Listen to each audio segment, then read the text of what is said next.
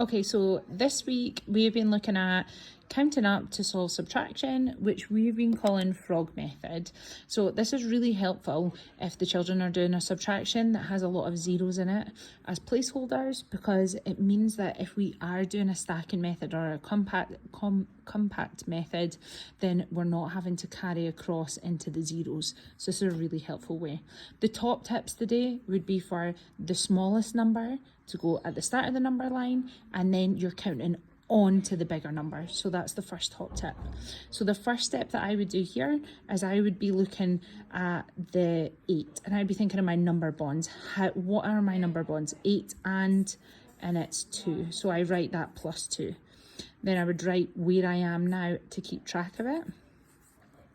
Then I'm thinking about my tens column, and I'm thinking 60 plus what would get me to the next 100, which would be 40, and we're going to plus 40 that, which would get me to my 2,800.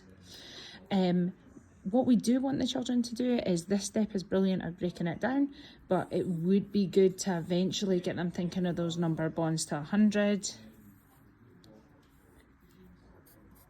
and knowing that 58 plus 42 takes me to the next 100. And then finally the last step, which is going to the next 1,000. Bear with me while I do this one-handed. And that is plus 200. I would then encourage the children from here to write a number sentence. So 200 plus 40 plus 2.